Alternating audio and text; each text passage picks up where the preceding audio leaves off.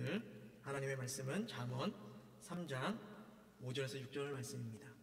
잠언 3장 5절에서 6절 말씀을 저희들이 한 마음과 한 목소리로 함께 봉독하겠습니다. 너는 마음을 다하여 여호와를 신뢰하고 내 명철을 의지하지 말라. 너는 범사의 그를 인정하라. 그리하면 내 길을 지도하시리라. 아멘. 네, 인간은 자신의 힘과 능력을 많이 의지합니다. 왜냐하면 그것은 인간이 태어날 때부터의 본성이기 때문입니다. 아담과 하와는 하나님처럼 되고 싶어서 하나님의 말씀을 어기고 선악과를 따먹었습니다. 하나님의 능력을 갖고 싶었던 것이었죠. 아담과 하와는 왜 하나님의 그 능력을 갖고 싶어 했을까요? 하나님께서는 인간을 창조하실 때 인간을 로봇으로 창조하지 않으셨습니다. 로봇은 어떤 이제 명령에 의해서 움직이도록 그렇게 되어 있죠. 그래서 이 로봇은 그 어떤 사용자의 그런 명령에 따라야만 하고, 그리고 또 어떠한 조건에 맞으면 그 행동을 하게 되어 있습니다. 로봇이나 컴퓨터나 TV, 핸드폰 이러한 기계들 또한 다 그렇게 사용자의 명령에 따라서 그것이 행해지도록 프로그래밍 되어 있습니다. 핸드폰도 전원을 한 번 누르면 켜지고 또 한 번 누르면 꺼지도록 그렇게 이제 설계가 되어 있다라는 것입니다. 근데 만약에 눌렀는데 켜지지 않으면 고장난 것이죠. 마찬가지로 이런 이 마이크도 입력 단자가 있고 이제 출력 단자가 있는데 입력 단자에다가 꽂아야 그래야 이제 밖에서 이렇게 이제 소리가 이제 나오게 됩니다. 근데 반대로 출력 단자에다가 이 마이크 선을 꽂으면은 소리가 안 나오게 되어 있다라는 것입니다. 그럼에도 불구하고 그렇게 우리가 이렇게 하나님께서는 우리를 하나님의 뜻대로만 그렇게 움직이는 로봇으로 만들지 않으시고 인간을 만드실 때 우리에게 우리의 뜻대로 할 수 있도록, 선택을 할 수 있도록 그러한 어떤 자유의지를 우리에게 주셨습니다. 인간에게 허락하신 이 자유의지는 우리를 인격체로 대하시고 또 우리를 존중하시는 그런 하나님의 사랑입니다. 인간 스스로 하나님의 그런 은혜와 사랑을 깨달은 후에 자발적으로 하나님의 말씀을 행할 수 있도록 하나님께서 우리를 존중하셔가지고 우리를 사랑하셔가지고 그런 어떤 로봇이 아닌 그런 하나의 인격체로 우리를 삼으셨기 때문에, 그렇게 창조하셨기 때문에 우리에게 그런 자유의지라는 것을 주셨다라는 것입니다. 하지만 이 자유의지는 누군가를 의지하고 누군가의 명령을 듣는 것을 거부를 해요. 그냥 내 스스로가 무언가를 행하기를 더 선호하게 만드는 것이 바로 자유의지입니다. 그렇기 때문에 인간은 다른 누구보다도 더 어떤 이제 월등해지기를 원하고 더 큰 능력을 얻기를 원한다라는 것입니다. 이것이 바로 자기 능력만을 의지하려고 하는, 하나님을 따르려고 하지 않고 하나님을 의지하려고 하지 않고 자기의 어떠함을 더 내세우려고 하는 그런 인간의 본성이라는 것입니다. 그렇기 때문에 오늘 말씀인 내 명철을 의지하지 말라라는 이 말씀은 우리가 너무나 지키기 힘든 명령일 수도 있습니다. 기업에서 사람을 채용할 때 1차 심사를 보통 이제 이력서와 이제 자기소개로 합니다. A4 한 두세 장에 걸쳐서 딱 써놓은 나의 어떤 이제 경력, 이력과 나의 이제 소개를 보고서 1차 심사를 이제 한다라는 것이죠. 여기서 떨어지면은 그 다음 2차, 3차 이 시험은 심사는 이제 볼 수가 없습니다. 그래서 사람들은 자신의 경력을 쌓기 위해서 수많은 노력을 합니다.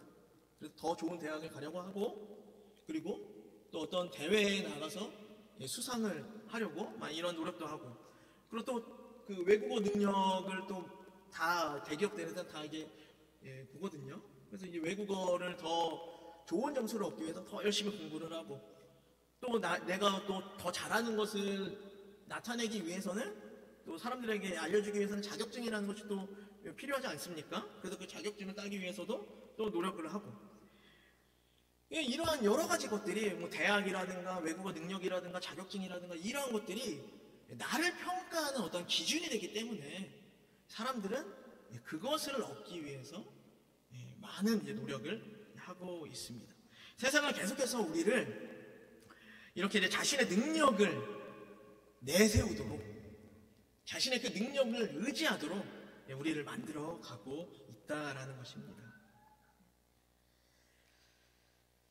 결국 경력이나 이제 부와 명예, 이러한 것들, 다른 사람들에게 다 이제 보여주기 위한 것들, 이러한 것들 때문에 우리는 그것을 쫓아가는 그런 삶을 살고 있다라는 것이죠. 사람들은 다른 사람이 자기를 어떻게 평가해 주는지 이런 것에 많은 관심을 갖고 있습니다. 그래서 그러한 것에 많은 노력, 많은 돈을 쏟아붓고 있습니다. 목회자라고 해서 그렇게 다르지 않습니다.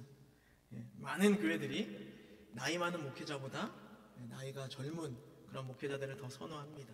그리고 또한 외국에서 공부하고 온, 그리고 또 학력이 높은 이러한 목회자들을 선호를 합니다. 제가 이제 신학교 때 저희 담당 교수님께서 오리엔테이션 때 이런 말씀을 하셨어요. 여러분들 중에 자매이시고 여자 교역자이시고 그리고 나이가 많으신 그런 교역자분들은 어떤 능력이 없으면, 기타 칠 수 있는 능력이나 반주할 수 있는 능력이나 다른 어떤 능력이 없으면 여러분들은 개척을 준비하셔야 됩니다. 이런 이야기를 하셨거든요. 근데 이게 현실이라는 겁니다. 저희 교계에서도 목회자들을 뽑을 때 어떤 이제 기준이 더 젊고 유능한 그러한 사람들을 본다라는 것입니다. 그래서 신학생들도 신학교 다닐 때부터 좋은 경력을 쌓기 위해서 많이 노력하는 것을 많이 봤습니다. 결국 자신의 경력을 의지하게 되고, 자신의 능력을 의지하게 되고, 자신이 이루어놓은 자신의 어떠함을 의지하는, 바로 자기 자신을 의지하게 만드는 그런 행동을 하게 된다는 것이죠. 이때 하나님께서는 우리에게 뭐라고 말씀하십니까? 자기의 명철을 의지하지 말라, 자기 자신을 의지하지 말라라고 하나님께서 말씀하십니다.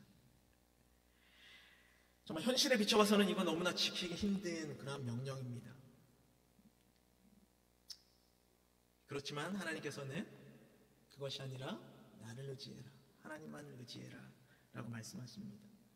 왜 하나님께서는 왜 오직 한 분 하나님만 의지하라고 우리에게 말씀하시는 것일까요? 왜냐하면 인간은 절대로 자기 자신을 책임질 수 없기 때문입니다. 우리가 누군가를 의지한다는 것은 그가 나를 책임져 줄 수 있기 때문에 그를 의지하는 것이잖아요. 그래서 자녀들은 부모를 의지하고, 또한 국민은 정부를 의지하고, 그런 것이 그 사람, 내가 의지하는 그 대상이 나를 책임져 줄 수 있다라고 믿기 때문에 그를 의지하는 것입니다.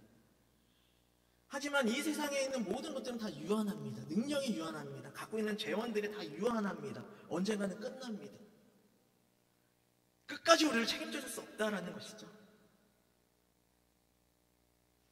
부모도 정부도 또 우리가 쌓은 어떤 그런 이 경력도 이력도 모두 다 한계가 있습니다. 하지만 하나님께서는 한계가 없으신 분이십니다. 우리는 하나님께서 한계가 없다는 것을 언제 알 수가 있습니까? 그것은 우리가 우리의 힘으로 도저히 감당할 수 없는 그런 어려운 일들을 만났을 때 그 문제를 가지고 기도해 보면은 하나님께서는 한계가 없으신 분이다라는 것을 우리는 쉽게 알 수가 있습니다. 예를 들어서 어떤 질병에 걸렸는데 이 질병이 현대의학으로는 결코 고칠 수 없는 그러한 병이라고 해요. 그런데 하나님 앞에 나아가서 간절히 기도합니다. 간절히 기도했더니 그 병이 낫게 되어지는 그런 놀라운 그런 기적이 일어나게 돼요. 그랬을 때 우리는 하나님께는 정말 어떤 한계가 없으신 분이다라는 것을 알 수 있는 것이죠. 예전에 저한테 한 자매님이 기도 요청을 해왔어요. 갑자기 응급실에 입원하게 됐는데 좀 백혈병으로 의심될 정도로 몸에 있는 모든 여러 그런 기능들이 다 수치들이 굉장히 이제 높다라는 그런 진단을 받았대요. 그래서 전도사님 기도해 주세요. 간절히 기도했어요. 간절히 기도했더니 며칠 뒤에 이 자매한테 연락이 왔어요. 응급실에서 일반 병동으로 옮겼대요. 의사 선생님도 믿지 못할 정도로 그 수치가 며칠 사이에 정상 수치로 그렇게 돌아왔다라고 그렇게 연락이 왔었습니다. 하나님께서는 한계가 없으신 분이다라는 것을 저는 그때 또 한 번 알게 되었습니다. 하나님께서 우리가 앓고 있는 이런 질병을 고쳐주시기도 하시고 또 안 고쳐주시기도 합니다. 그러나 우리가 그 질병을 고쳐달라고 하나님 앞에 간절히 기도하며 나아갈 때 그 병이 고침을 받든 고침을 받지 않든 상관없이 우리에게는 어떠한 그것보다 더 큰 또 다른 어떠한 차원의 더 놀라운 것들을 우리는 얻을 수 있습니다. 그것은 우리가 다른 누구도 아닌 하나님만 의지했기 때문입니다. 예레미야 29장 13절에는 너희가 온 마음으로 나를 구하면 나를 찾을 것이요 나를 만나리라 라고 말씀하고 있습니다. 우리가 하나님을 의지하여 간절히 하나님을 구하면은 하나님께서는 우리에게 반드시 나타나 주신다라는 것이죠. 하나님이 우리를 만나 주시면은 우리가 간절히 하나님을 찾았어요. 그래서 하나님이 우리를 만나 주셨어요. 그러면 하나님께서 무엇을 하실까요? 우리의 간절함을 들어주시지 않을까요? 얼마 전에 우리 둘째가 엄마한테 혼나고 나서 방에서 억울해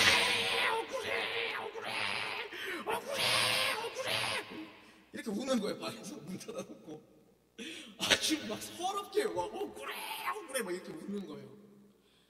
이것을 들은 저는 어떤 행동을 했겠습니까? 달려가죠. 아이가 서럽게 그렇게 억울하다고 그렇게 우는데 달려가죠. 하이라 왜 그래? 왜 뭐가 문제야? 엄마가 나 이거 안 했는데 했다 그래. 억울해. 들어주잖아요. 간절히 찾으면은 딸이 간절히 찾으면은 아빠가 갑니다. 가서 아이의 그 간절함을 들어줍니다. 마찬가지로 우리가 하나님 앞에 하나님께 무릎 꿇고 하나님을 간절히 찾으면은 이 예레미야 29장 13절 말씀처럼 하나님께서는 우리가 간절히 찾을 때 하나님을 찾고 하나님이 우리를 만나 주시겠다라고 할 뿐만 아니라 더 이어서 우리의 간절함을 하나님은 들어주신다라는 것이죠.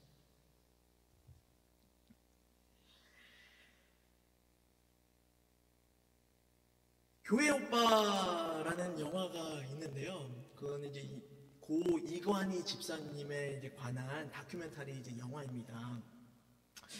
이 이관희 집사님은 2018년 9월 하나님의 이제 부르심을 받고 하늘나라로 가셨는데 이분의 삶은 굉장히 욥과 같은 그런 삶을 사셨던 것 같아요. 이분이 결혼한 지 한 달 만에 아버지께서 뇌출혈로 쓰러지셔가지고 식물인간 판정을 받습니다. 그 이후로 이제 그 어머님께서 이제 아버지 이제 수발을 이제 계속 다 이제 하셨죠.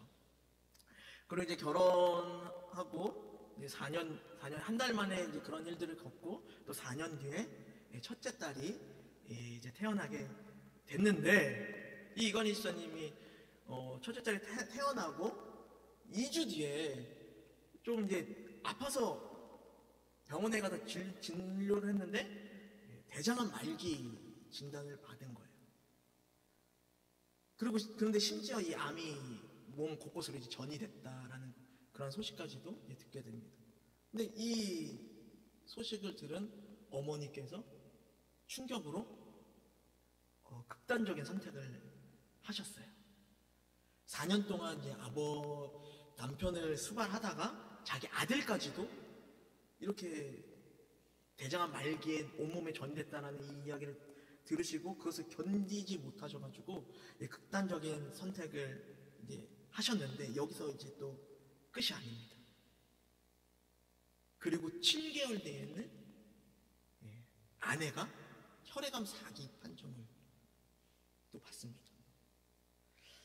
이렇게 아주 짧은 기간, 거의 근 5년 동안에 이 집안에 이러한 너무나 힘들고 어려운 일들이, 고난이 닥치게 되었는데, 하지만 이 이건희 집사님은 이러한 고난 속에서 자신의 믿음을 잃지 않고 하나님만을 바라보는 그러한 신앙생활을 하시다가 18년 9월에 하나님의 부르심을 받으셨습니다. 이 집사님께서 살아계셨을 때 간증을 통해 이런 이야기를 했습니다.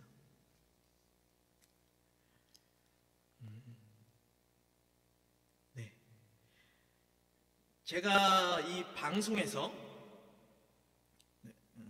딸의 그 인생의 걸음마다 엄마 아빠가 함께 해주는 그런 삶의 모습을 상상만 해도 너무나 즐거운데, 이게 상상이 아니고 현실이 되면은 얼마나 즐겁고 행복할까라는 말을 방송에서 했습니다. 그런데 그때 제 딸을 향한 저의 모습이 저를 향한 하나님의 모습과 같다라는 생각이 들어서 많이 울었습니다. 우리의 인생의 걸음마다 우리와 항상 함께하고 싶어 하시는 하나님의 간절한 소망이 하나님이 상상으로만 갖고 있는 것이 아니라 현실에 되었을 때 하나님께서는 얼마나 기뻐하시고 행복하실까. 이러한 하나님의 마음을 외면한 채 내 멋대로 살았던 그런 모습들이 떠올라서 너무 죄송해서 울었습니다 라고 이러한 간증을 이건희 집사님께서는 하시면서 마지막으로 지금 주님께서 우리에게 내민 그 손을 꼭 붙잡고 주님과 동행하는 그런 삶을 사시기를 소망합니다 라고 많은 사람들에게 이렇게 영상을 통해서 이렇게 부탁을 하셨습니다. 이건희 집사님은 고난 중에 하나님을 간절히 찾았던 분이셨습니다. 그리고 그 가운데 하나님을 만났던 것입니다. 그렇지 않고서야 어떻게 이러한 고백이 나올 수가 있겠습니까? 마지막으로 이건희 집사님의 또 다른 간증 내용을 이야기해드리고 말씀을 마치고자 합니다. 또 이분께서 또 이러한 이야기를 또 하셨어요. 누군가가 제게 만약 더 큰 고난을 받아 손익이 마이너스가 되거나 아니면 죽음 앞에 서게 되었으면 하나님을 원망할 거냐고, 하나님을 부인할 거냐고 저에게 물었습니다. 사실 저도 방송을 통해 내뱉은 이 믿음의 고백을 끝까지 지킬 수 있을까 생각하면 너무 두렵고 떨립니다. 하지만 자신 있게 말씀드릴 수 있는 건 예수님을 믿는 우리에게 마이너스 인생이란 절대 허락되지 않는다라는 점입니다. 왜냐하면 우리를 향한 하나님의 큰 사랑의 열매인 십자가의 사랑이 있기 때문입니다.